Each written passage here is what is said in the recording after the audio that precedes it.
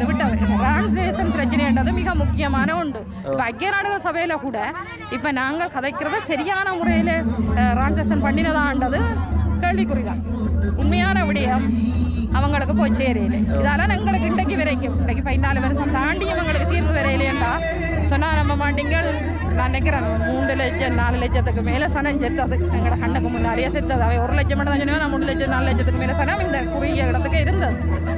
ஆனால் எங்களுக்கான தீர்வு வராத காரணம் சரியான முறையில் வழிகாட்டலும் இல்லை, சரியான தகவல்களை ஐக்கிய நாடுகள் சபையில் முன்வைக்கவும் இல்லை. இது நான் பகிரங்கமாக எங்களிடம் ஊடகவியலாளர் மட்டும் ஊடகவியலாளர் ரீதியில் நான் இதை சொல்கிறேன். இப்போ காலையில் அதான் புள்ளியாக்கால் கிழக்கு ஆரம்ப சுகாதார நிலையத்தில் தான் எனக்கு ஆர்பிஜி செல் வந்து இப்படி பின்னுக்கு வந்து முழு பேரும் செத்தது. எனக்கு இந்த துடை பகுதிக்குள்ளே உள்ளுக்குள்ளே போய் இன்றைக்கு வரைக்குமே இல்லாது என்னை கொண்ட ஜெயிலில் வச்சுருந்தது. இந்த கால் பூசாவில் கழிவு தண்ணி வாய்க்காலுக்கு விழுந்து அந்த கால் முறிஞ்சது. அதுவும் சரியான முறையில் சீரமைக்கையில் அம்மா 15ஆம் தேதி ரவுண்ட்ஸ் வாட்டர் முள்ளந்தண்டில் ஒரு சைட் அப்படியே இல்லாது. இப்போ 2 கிட்னியும் அவருக்கு ஃபெயிலியர். 2 மாவீரர். நாங்கள் இந்த வருஷம் தான் இங்கே வரணும் மட்டும் வந்த நாங்கள் உண்மையாக வாரையில் 2 ஒழுங்குபடுத்தல்கள் சரியான முறையில் இருக்கிறது. இன்றைக்கெல்லாம் 7வது நாள் முன்னுக்கு தான் 2 நாள் ஒரு கதிரை தான் கூட அந்த ஒழுங்குபடுத்தல்காரர் அதை கவனிக்கல. அப்போ இங்கே இருக்கிற ஒழுங்குபடுத்தலாக்கள் யோசிக்கணும். 7வது மாற்றுத்திறனாளிகள் வந்து அவைகளுக்கு இருக்கிறதுக்கு நாங்கள் கதிரை போட்டு கொடுக்கணும். கொளுத்துற நேரமாக கொளுத்திட்டு போகணும். அப்போ எல்லாத்தையும் நாங்கள் சரியாக செய்யணும், இல்லைன்னா அதை செய்யக்கூடாது. எந்த வேலையும் நாங்கள் செய்கிறது திறமையாயும் செய்யலாம். முதல்ல நாங்கள் யுத்த காலத்தில் கூட சரியான முறையில் செய்திருக்கிறோம் எல்லா வேலையும். இன்றைக்கே இப்படி செய்யணும்ன்றதை தெரியல. மிக மனவேதனையான உண்மையான போராளியும் தியாகிகளும் இன்றைக்கு இறந்து விட்டோம். அதுதான் இந்த நிலைமை போல. ஏன்னா சமூகத்துக்காக யோசிக்கக்கூடிய ஒவ்வொரு ஆக்களும் போராட்டத்துக்கு போயிருப்பாங்க. இப்போ அவங்க ஒருத்தர் இல்லைத்தானே. இன்னைக்கு அரசியல் செய்யக்கூடிய அளவுக்கு கூட அரசியலை படிப்பிச்சு விட்டவர் அண்ணன்.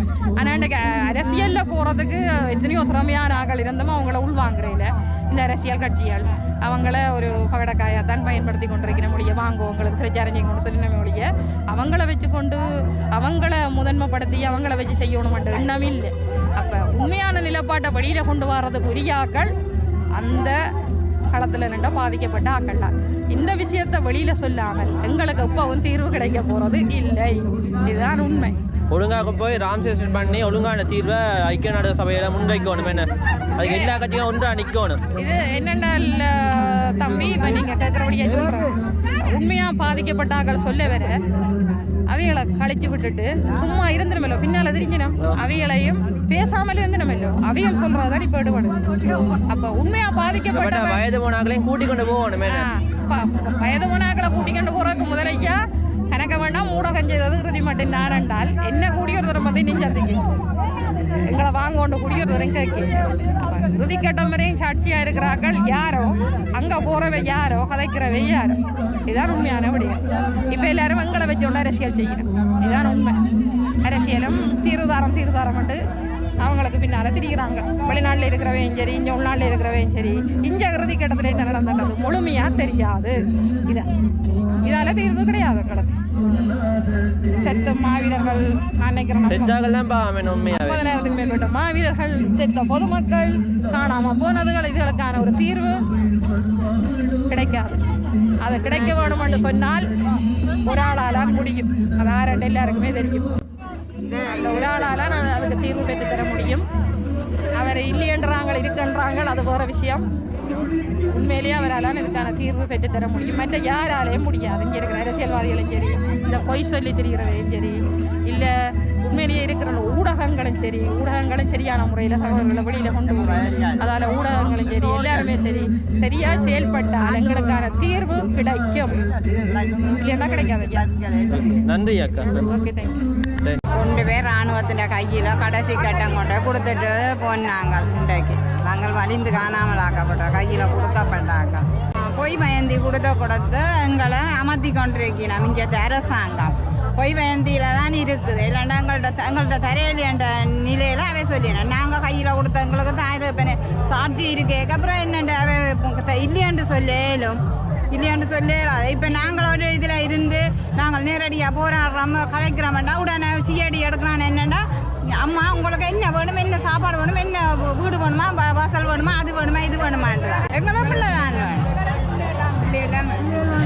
நோய் வாய்ப்பட்டு இவ்வளவோ அம்மாவுகள் அப்பாக்கள் எல்லாம் செத்தும் போச்சுனா எங்களோட தெரிஞ்சு இப்படியே போய் ரத்தம் வந்து அதையும் செத்தும் போயிட்டுனா எங்கட கிராமத்துல எல்லாம் 5 பேர் செத்துருக்கணும். தகப்பன் தான் 2 மாசத்துக்கு